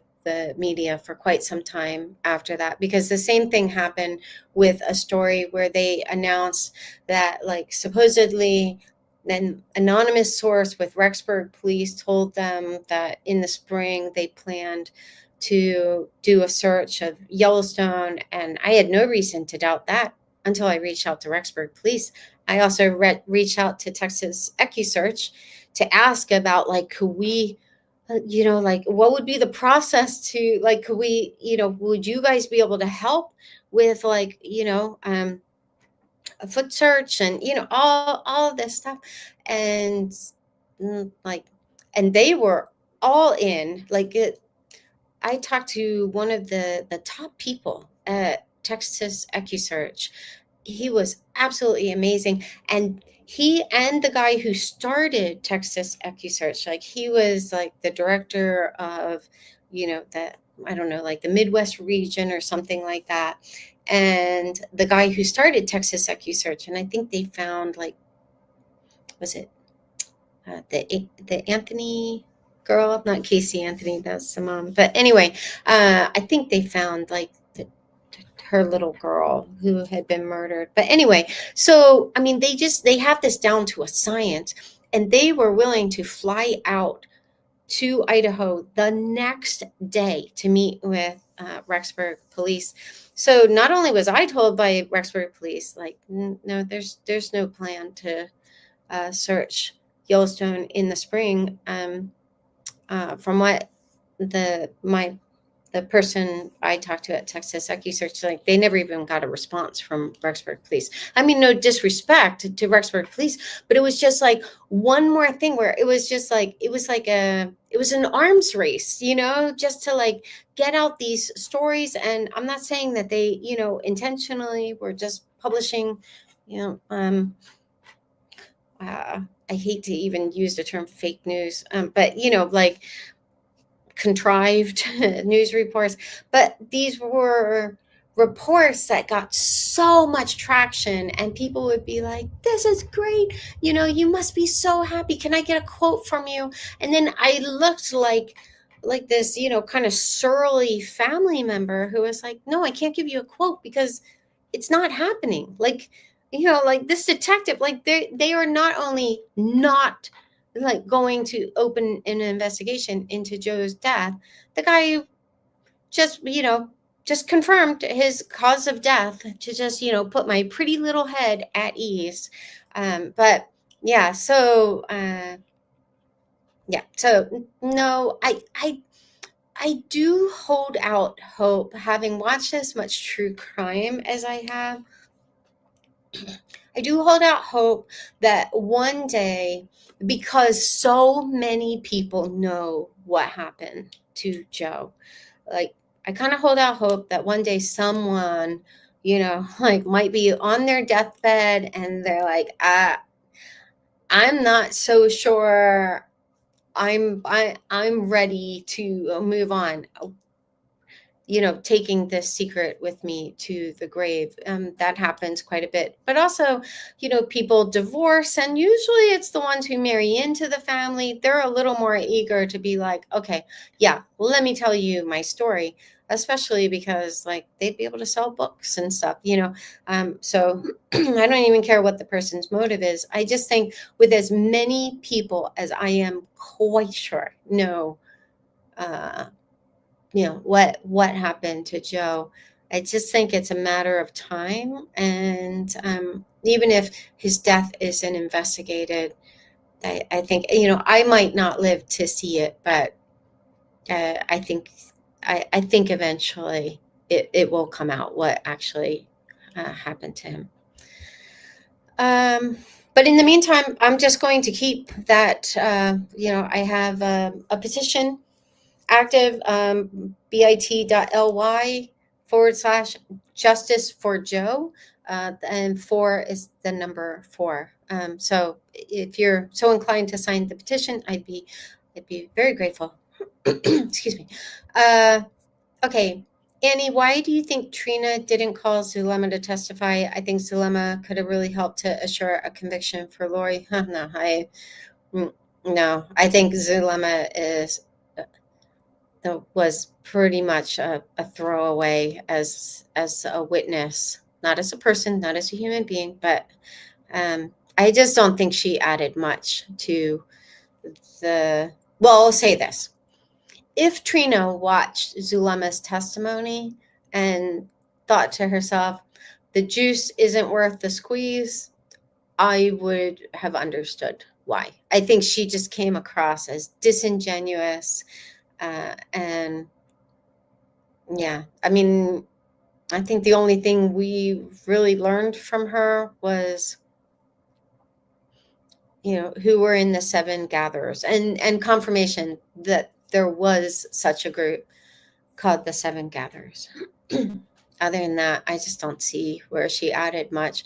Plus, who even knows what evidence they may have that she was involved in Alex's death, or, you know, some of these other deaths. So she may have also just thought, like, I don't know that this would really be fair to the victims, because she was all in on Charles' murder, you know, like to the point of like she and Lori were praying for Charles to get into a car accident with JJ in the car, you know. So yeah, I don't think she would have helped at all. For what it's worth, Megan said on one of her lives this week that Joe's death had been investigated twice with the signal. I don't know what that means. Maybe just say that was not the case. No, his death has not been investigated even once. They were very careful to say that they reviewed the file, but the fact that they made that announcement, like, oh, we're finished, reviewing the case. They didn't say the file, the case. We reviewed the case and reconfirmed that he died of natural causes. I mean, they could have just like opened up the file folder and been like flip. Yep, reviewed the case. But I knew that this agent wanted to call a meeting with the three of us when she got back. And then it just sure looked like Phoenix police just kind of forced her hand, like, oh yeah, I forgot that, and I don't even know that she had told them that she wanted to do that. So there is the possibility that it was a coincidence, but I'm not inclined to give them the benefit of the doubt. I just think they probably watched these other cases. They watched, Chandler police get raked over the coals. Gilbert police get raked over the coals. And then I'm sure they were like, if past is prologue, we're going to get raked over the coals. And then they've had their own issues with, I don't know, they were investigated. They were being investigated by someone, like maybe the attorney general or something like that. I remember maybe a few years ago reading, they had their own troubles as a department. So I think in that regard, I suspect if law enforcement has come across evidence that Joe was Lori's first victim, at least in this round of deaths, I just think they were just they're all ultimately going to look out for each other and, not force Phoenix's hand, even if there may be members of law enforcement that are like, yeah, this is really shitty. Like we all know he was killed. I had a friend who, I forget if I told this story, but I had a friend who her husband is a first responder, and she was at an event with other first responders, and there just happened to be two different people who were involved with Arizona law enforcement. And she brought up the case. She was like, I have this friend I've known for 30 years, and her niece was one of the victims. And I even told her, I was like, yeah, they were probably like, oh my gosh, don't even mention her name. But she said that, and obviously I can't confirm this in any way, but she said that both of them independently said that they thought that Arizona law enforcement dropped the ball, and that many of them believed that Joe was her first victim. So she didn't say it was like, well, based on any evidence. I think it's just like kind of common sense, like, yeah. And, it's just eerie, just the detail that like Lori got the payout from Joe's life insurance policy the day she met Chad. That wasn't planned. They were trying to get it much sooner. That was October 26th. He was found April 3rd. So even the person who, is one of my confidential, or, has been one of my confidential sources. I haven't talked to the person in quite some time. But this person had told me it's pretty rare for life insurance companies to not pay out, in a timely manner. So to them, it was an indicator that there were concerns about either the death, the cause of death, something caused them concern. Did they ever test Alex Cox's truck, the one Zulema was so hesitant to hand over? I don't know. I know they impounded it. I know they found like the earplugs, like the orange earplugs that you use like at a gun range. I know that they found Chad's patriarchal blessing. Like Alex had actually printed it out and it was sitting in his truck. And that's kind of like when Zulema was like, oh, he cried like a baby when he read it. I mean, pretty much with some of these people, if their lips are moving, I just kind of have to assume they're lying because they're just so unreliable. Even if they're not lying, I'm like, I have no, they haven't done anything to earn any kind of trust. But when I heard that he actually was carting that patriarchal blessing around in his truck, I was like, wow, I think he really might have been the only true believer in this whole group. Another thing that convinced me that he probably, I will go to my grave, I will never believe that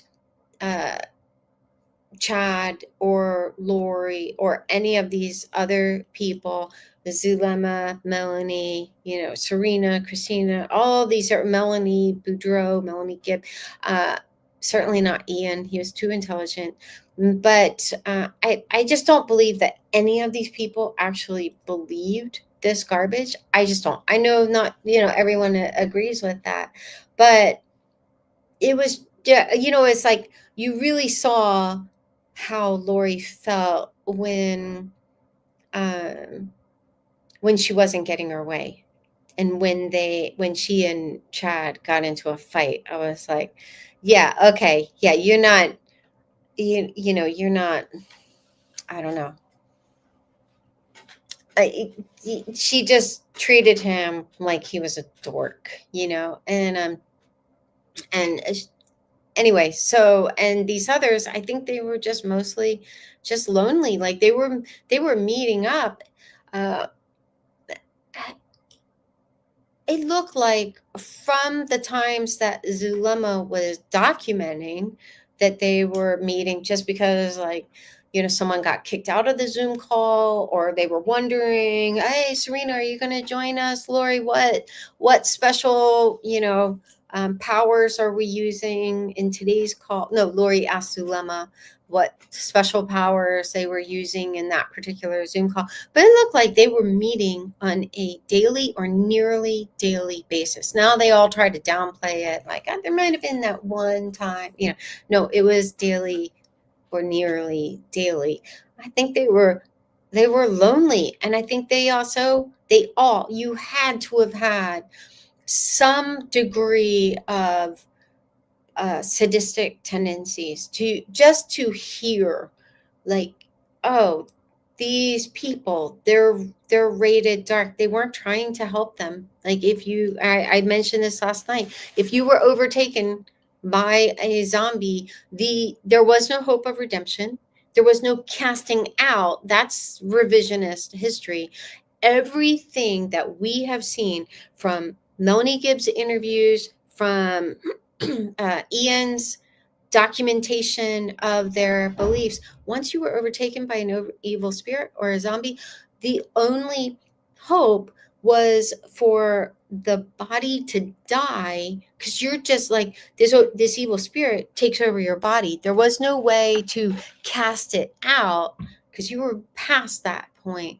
The body had to die, and then the spirit would be like the person's actual spirit, their soul. Then they were free to move on to their next probation, where they could, bang Moroni or whatever. I mean, everything was just so stupid and childish. They were talking about, like, these menopausal women, they're talking about, oh, I got my period back and it's bright red and achy and gross. I mean, they're just so gross. It's just so weird. Everything about it was so weird. And I'm sure when they were writing it, they had no idea that one day, others would be traumatized by their juvenile, rants and stuff. And Zulma, I mean, she was trying to rate her son-in-law a dark spirit, and family members in Chile, and all this stuff. I mean, it was just pure nonsense. But I think it gave them a sense of purpose and connection, and that's what I think just kind of kept them coming back. But okay, one more question, and then I will call it a night. Let's see.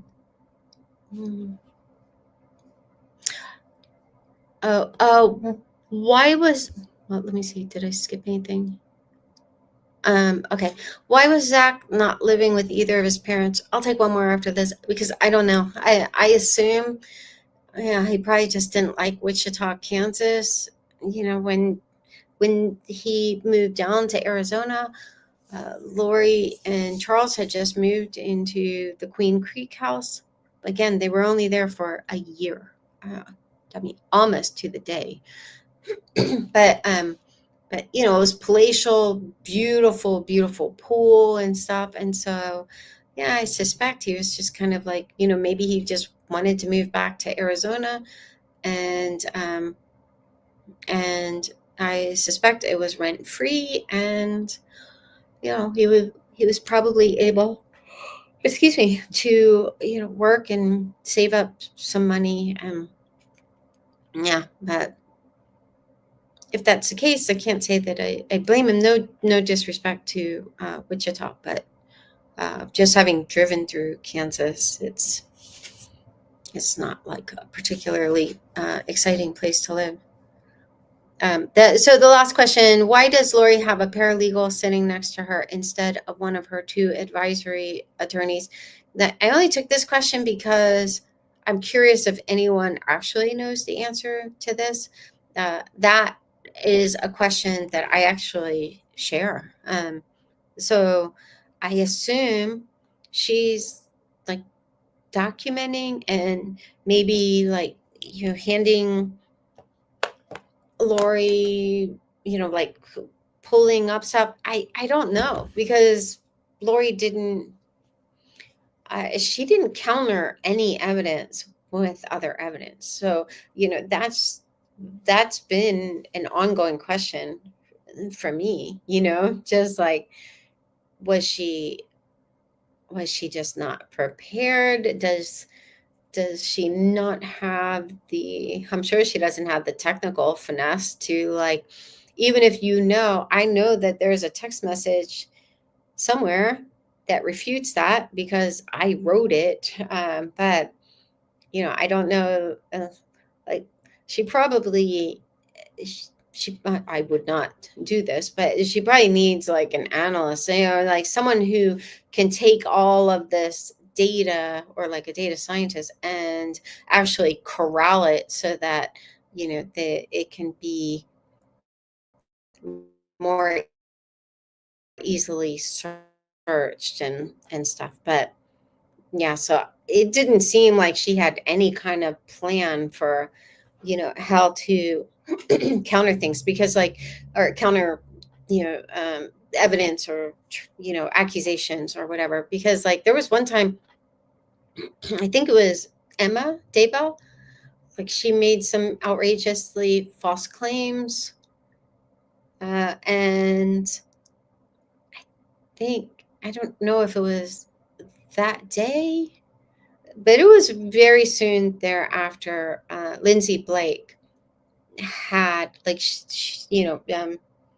yeah, she had evidence that countered her claim. I could be wrong about who it was, but so you would think like that's just kind of part of I don't know, being a lawyer in a criminal trial. But yeah, so I just don't know if Lori just doesn't have the resources, or if she decided that because they didn't give her the raw data, they just weren't going to use any of it. I've already mentioned that before. I don't really know, but yeah,